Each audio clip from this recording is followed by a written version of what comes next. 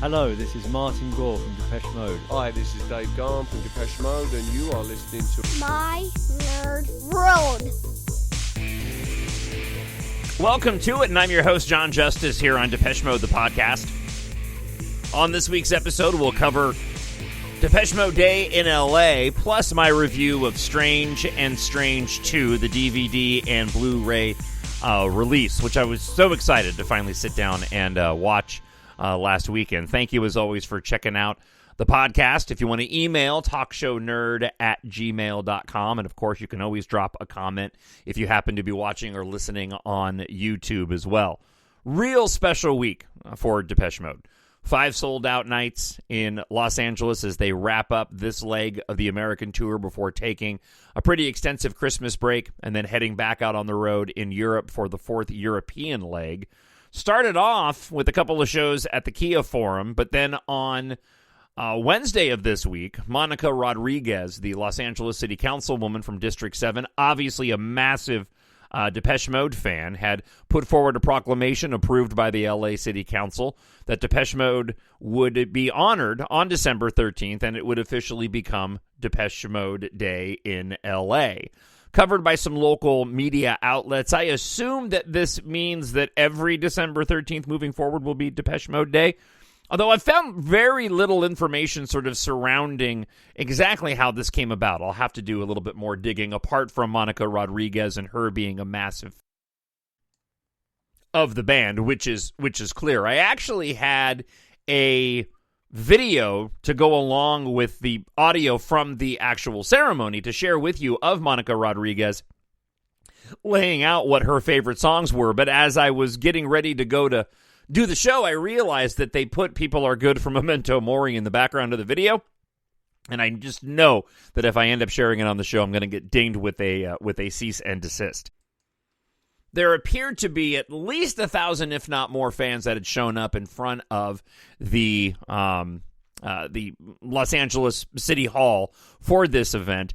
I'll play you the audio here. You're going to hear from Monica Rodriguez. You're going to hear from Dave and Martin. I will say, though, if you've watched the video, I'm curious if you felt the same way that I did, because it seemed a little awkward, as Martin's always been a little bit awkward apart from being, on stage. In that moment of, I'm not performing, I'm in front of a crowd, what do I say? And it certainly seemed to be the case with this. Martin and Dave not performing, accepting the honor with a framed plaque declaring December 13th as Depeche Mode Day in LA. Martin says a few words, so does Dave, and it's very amusing and a lot of fun. It's cool. I'm glad that they're getting recognition. This location, Los Angeles in Southern California, played a huge, crucial part in the band breaking through. I was born and raised in that area. I was blessed to be a part of all of that during that period of time around 1988, the Rose Bowl show. And I know firsthand, having lived through it, just how important the region was to Depeche Mode to this day in growing their popularity there in the late 80s. But it was clear during the ceremony that without the band performing, and they're waving to the fans, it was kind of like, what do we do now? So I found that part of it comical, but obviously a special day for Martin and Dave, and you can certainly hear it in the comments that Martin gave. So here's the audio from the ceremony on Wednesday, December 13th, declaring it officially Depeche Mode Day in LA. Depeche Mode fans in the house! I am Councilwoman Monica Rodriguez, and I am so proud to be here on what we have officially declared in the city of Los Angeles as Depeche Mode Day in LA.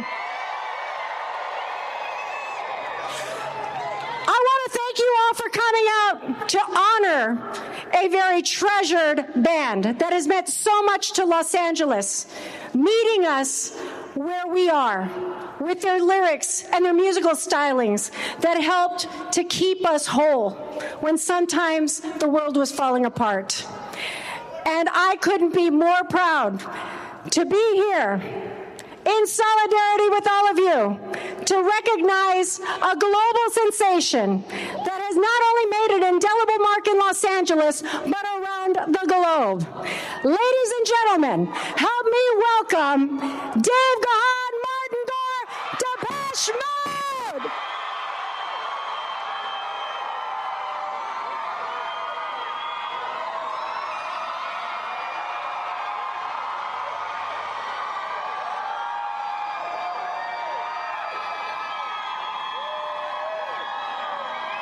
By the sound of the crowd, and if you didn't know it, if the camera was just on the crowd, you would think this was the start of one of their daylight shows. You ready? Okay.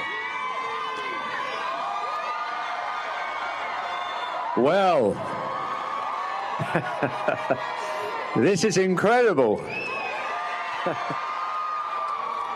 We would like to thank Councilwoman Rodriguez for this momentous occasion, for this DM Day.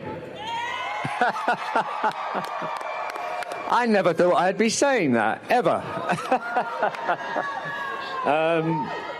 But thank you for all coming.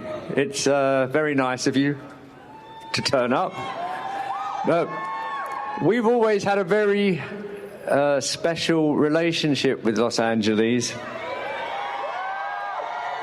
It was really, Los Angeles and New York were the springboards, really, for our career in America. And, yeah, we had a lot of support from K-Rock in the early days. Richard, who's here today, obviously. And the first ever stadium we ever played headlining was here in Los Angeles. So another big part of our history, the warehouse fiasco. Sorry we didn't sign the records. Yeah, sorry we didn't sign the records, but thank you. It helped our career a lot because we made nationwide news. But yeah, thank you, everyone. We are very, very honoured. We humbly accept DM Day. Thank you. And I just wanted to add, thank you very much as well.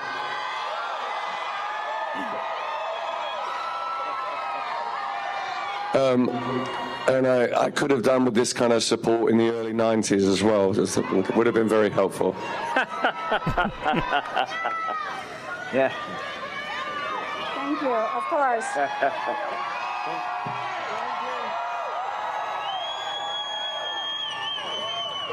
So, ladies and gentlemen, please help me in officially commemorating, by resolution of the Los Angeles City Council, Depeche Mode Day in LA.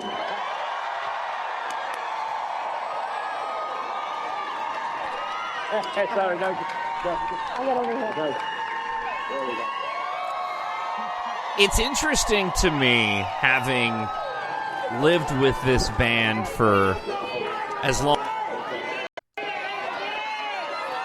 long as so many of us have, and I have to apologize for some of the technical problems I'm having on the podcast this week. I've got some microphone issues, and so on. Okay, thank you guys. Thank you very much. This is the moment that I was talking about where things got a little awkward. It's like, what do we do? What do we do now? What do we do now with all of this? No, but the point I wanted to make was, it's interesting to me, having followed this band for as long as I have, and again, so many of you have as well, that, as a matter of fact, I'm actually looking at, as I get ready to talk about Strange and Strange 2, I'm looking at the sleeve that came with the digipack for the Blu-ray. It has both the covers of Strange and Strange 2 on. I'm just looking at a picture of the band, and specifically Martin and Dave. Everybody in the band, Martin, Dave, Alan, Fletch, they set out to make music, and hopefully people would enjoy what they made, and and the music that they created, and going on tour, and exciting, creating a fan base. They still carry this air about them, even after all of these years, when it comes to extra stuff like this, the accolades that they get beyond the stage and the songs. they still come off as very humble. Like Martin, when he was speaking, reminded me of 101, when he's doing the interview with the radio station and they're recording the on-air mentions of, ni hao, China, I hope you like listening to our music. He has that exact same sort of awkwardness about him. And the band understands, Martin and Dave understand how big they are. There's no doubt about that. And it's been more apparent, and certainly not in an arrogant way, among the interviews that have been done for the promotion of Memento Mori. This is one of the few times where I can recall like the band really beginning to sort of understand what they've achieved and the impact that they've had. I don't have any doubt that they have for a long, long time, but they vocalized it in a very humble way. I'm reminded of the interview they did with one of the LA radio stations. It might have even been K-Rock. But they were talking to them about how just can't get enough and ended up in the movie Cocaine Bear. And you could see sort of the acknowledgement, from Dave in that moment of, what they've been able to achieve, or Never Let Me Down Again in Last of Us. Of course, for you listening in, for me, I mean, those are blips on the timeline in terms of the success this band has had and the noteworthy moments of this band, having a song pop up in a horrible movie like Cocaine Bear or in a show like The Last of Us. It's awesome, but it's small compared to the achievements of selling of the records and some of the more special shows that they've done. And this is certainly a fantastic acknowledgement, and I'm happy for them, if not a little bit weird. I just wonder what's going to happen now. Like if I were a Depeche Mode fan in LA, and I need to get Rob Rome on the show from the Depeche Global Fan Group, and I'm assuming he was there. I need to reach out to him. I haven't texted him yet, but I have to assume he was there. I would be shocked if Rob wasn't there. That being said, like if I'm living in Southern California still as a Depeche Mode fan, I mean, I'm going to take advantage of December 13th being Depeche Mode Day. I don't know what that is, and I'm sure there will be venues locally that will host parties around it, assuming, again, that this is going to be a yearly thing. But hat tip to the guys. Fun little moment, cool acknowledgement from an area, again, that was so important to this band and their popularity. All right, let's get to my Strange and Strange 2 review. I was asked by the Depeche-Mode.com website, Peter2, if I wouldn't mind writing up my own review of the DVD and Blu-ray release. Apparently, Peter's it got stuck in customs, and I was more than happy to, and I feel really blessed and privileged to do so. Thankfully, I have my Grammarly app from the science fiction novels that I write, because I've written 7 science fiction books, but I'm not the best writer. I'm a much better talk show host. However, if you haven't seen it yet, it is available at Depeche-Mode.com. But I figured I'd just share it with you, and I'll add some of my thoughts as I work through this. So this is what I had written up for the Depeche-Mode.com home website in my Strange and Strange 2 review. Anton Corbijn, longtime Depeche Mode collaborator and artistic visionary for the band, let it slip earlier this year during a Memento Mori promotional interview that he was overseeing the transfer of the original Super 8 footage for the short film Strange. I assumed at the time we would be getting Strange 2 and was equally excited and surprised to hear of the re-release of the beloved additions to the band's videography during this crucial era of their career. As I mentioned before, being blessed to live in Southern California until the end of the Exciter Tour, I can tell you that the years surrounding the release of both short films were extraordinary as a Depeche Mode fan. Richard Blade, who was at the event on Wednesday, DJ for the world-famous K-Rock radio at the time in Los Angeles, was filmed for the VH1 Behind the Music Depeche Mode special, saying he believed the band could have found further fame had they produced more mainstream videos than those of Anton Corbijn. Now, while we'll never know the accuracy of Blade's opinion, I can say that I absolutely disagree. Anton's visual representation of Depeche Mode, strangely, as the titles allude, was a perfect fit for the abundantly relatable yet still wholly ambiguous lyrical stylings of Martin Gore at the time. This combination of music and visuals is captured heartwarmingly in the Blu-ray and DVD release of Strange and Strange 2.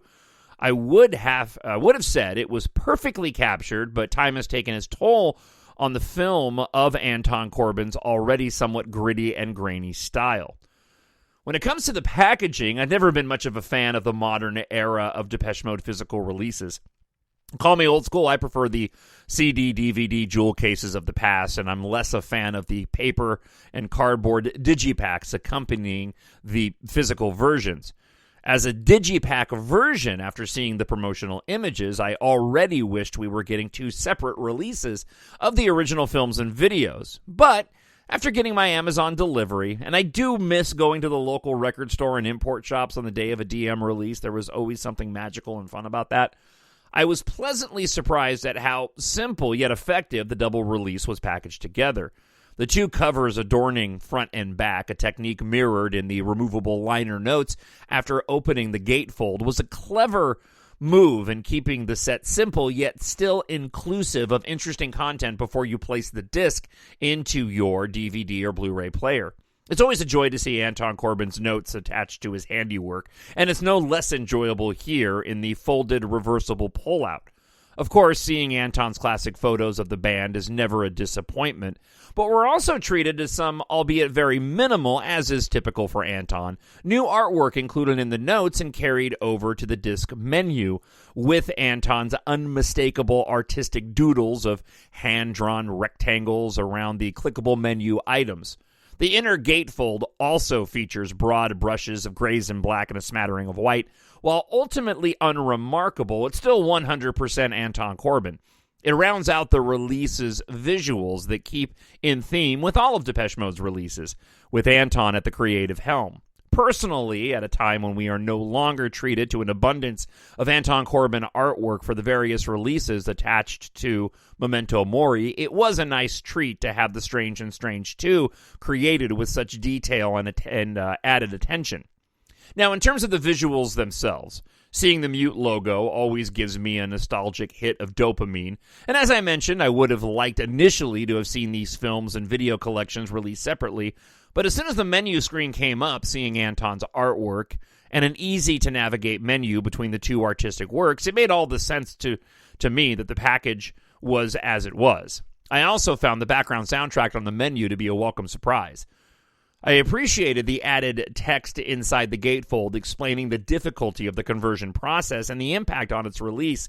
The only time I saw a noticeable difference was during the Strangelove portion of Strange, where there was an abundance of graining with some of the shots. It wasn't enough to ruin the experience for me, but enough to at least notice. Otherwise, both Strange and Strange 2 were just as enjoyable as the last time I had watched them decades ago on my worn-out VHS tapes. And even more enjoyable in a format standpoint, having them on Blu-ray. Now, apart from the limited availability of Clean and Halo on past releases, and now having them preserved on this release, it's the films The Strange and Strange 2 as the main attraction that matters most with this release. Drawing back upon that quote and not-so-subtle jab at Anton's artistic style, it's precisely Corbijn's style that continued to fuel my passion for this band between the major releases. The genius of what Anton Corbijn created in both of these films rests in his less is more approach. Anton didn't get overindulgent in his art. He kept the content between the videos short, long enough to get an impression of his artistry, yet short enough to understand that the viewer wants to get to the good stuff, the music. Now, was the video for A Question of Time weird to me as a 16-year-old? Yeah, sure. But I had an open mind because I already loved this band so dearly.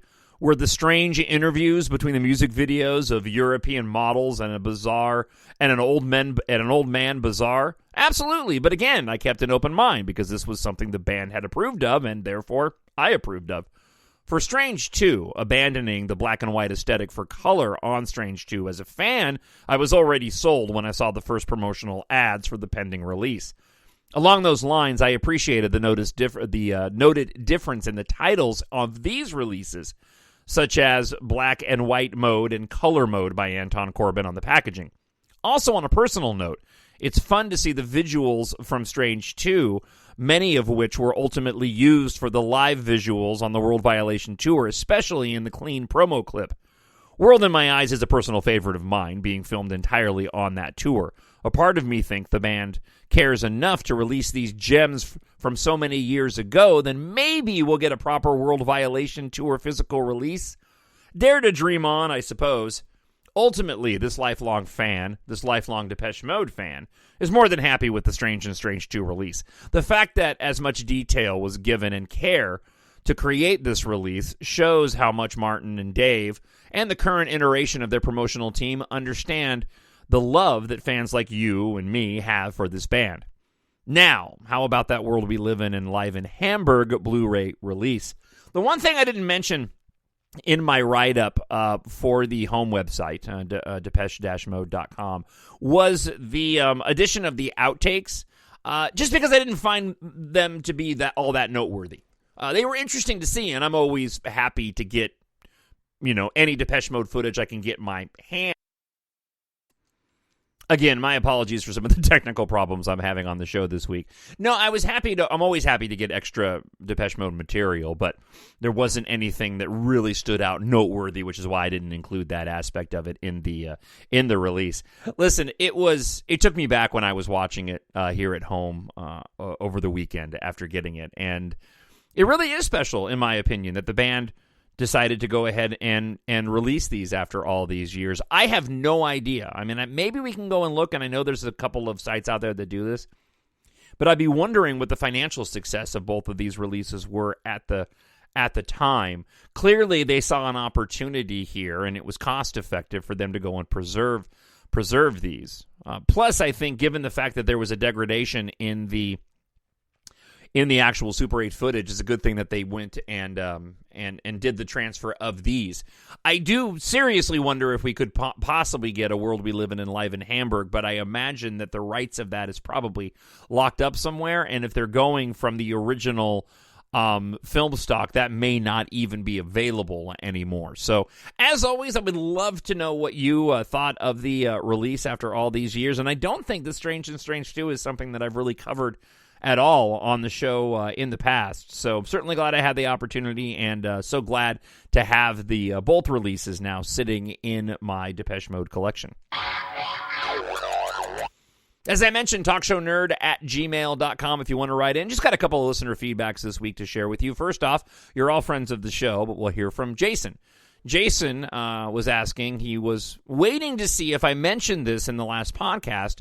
While in Vegas, Depeche went to the U2 concert, with U2 acknowledging their attendance by doing a few lines from Personal Jesus in the middle of When Love Comes to Town. Now, apparently, The Edge was at one of the Los Angeles shows, and during the instrumental breakdown towards the end of Enjoy the Silence, Christian Eigner actually changed up his drum pattern to do the opening drums to Sunday Bloody Sunday. It was pretty apparent, very short, but it was definitely clear that that's what he was doing, which I thought was cool. Jason went on to say, and in Squaring the Circle, a documentary by Anton Corbijn, now on Netflix in the UK, about the record sleeve designers Hypnosis, they did the iconic Dark of the Moon artwork. You do get a very small clip of Depeche Mode towards the end. He says it's a fascinating watch. I need to go and check it out. And thank you for letting me know, Jason, because I did not know that was available. Stephanie writes, when I hear about Depeche Mode's tour, I'm always amazed how much strength, health, and stamina these men have, Christian Peter included. I go from one cold to the next, and they do a world tour. Amazing. That's it from me. Have a great Christmas. Best regards, Stephanie. Yeah, it really, really is amazing. Just the kind of shape both Martin and Dave are in, and I talked about this on last week's episode, and certainly after seeing the show in Denver. Friend of the show, friend of mine, who was responsible for that amazing time. Matt wanted me to extend his hearty hellos to everybody listening this week, and Depeche Mode rules, and they do. But yeah, it's amazing. It's incredible the kind of shape and stamina that the guys have, and it'll be very interesting to see what happens once the tour wraps up. Lastly, friend of the show, Howard Kemple, haven't heard from him in quite a long time, but really glad to hear from him, says this.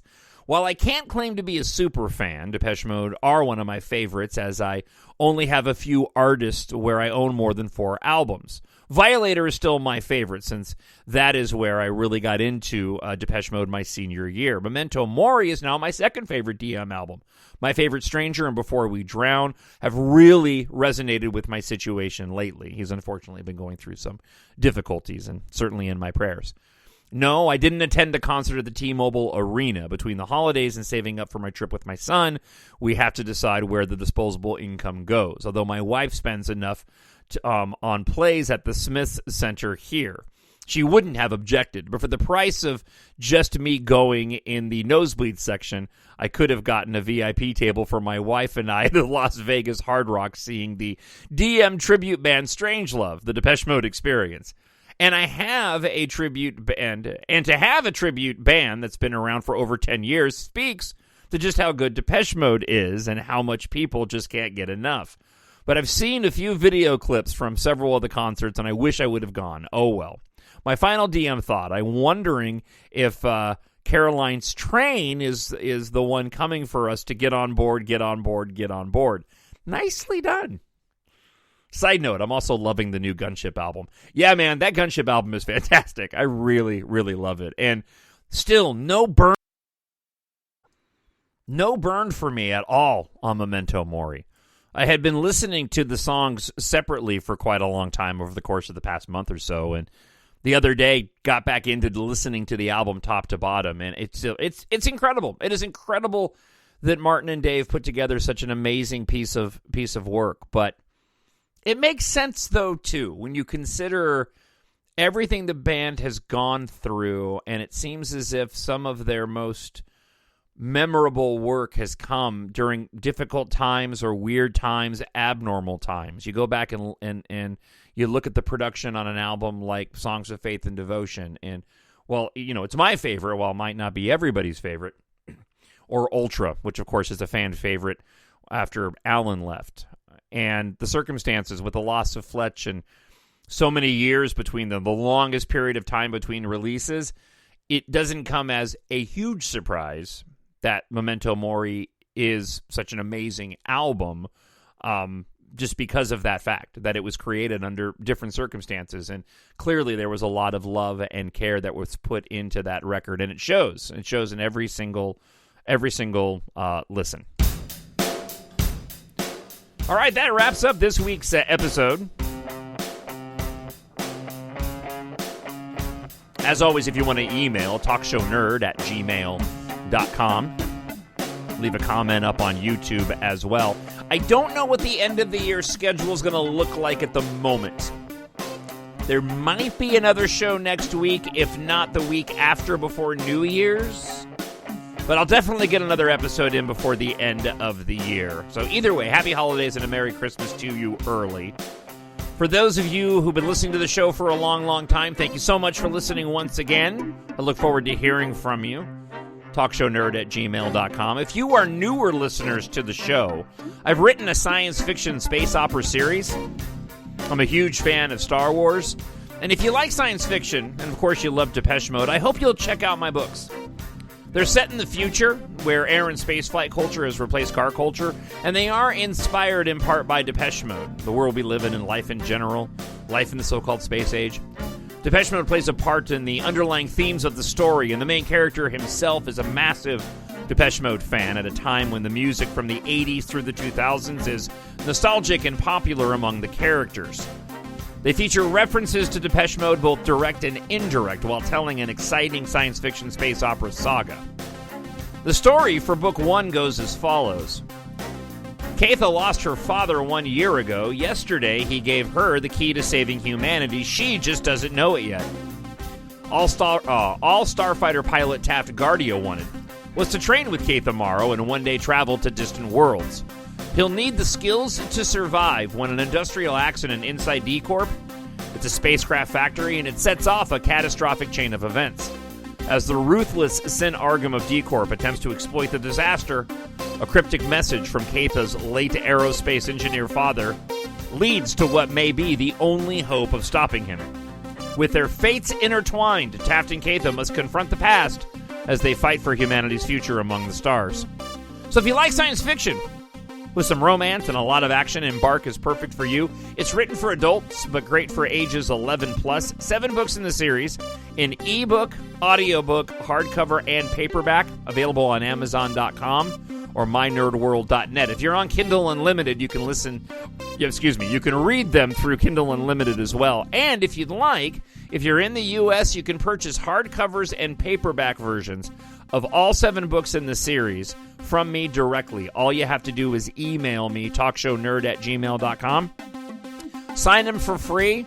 Shipping is $5 flat, regardless of how many books you purchase. And I usually get them in the mail within 2 or 3 days, so I could potentially still get them to you prior to Christmas. And again, they're written for adults, but they're great for all ages. 11 and up. There's nothing explicit in it. Action is what you would find in Star Wars. So, again, thank you so much for checking out the episode this week. I hope you like and subscribe on YouTube and subscribe to whatever platform you listen to the podcast on. And I'll talk to you again real soon. Oh, I forgot my tagline at the end. Wherever you are, I hope you're happy, you're healthy, and you're safe. Merry Christmas. Bye.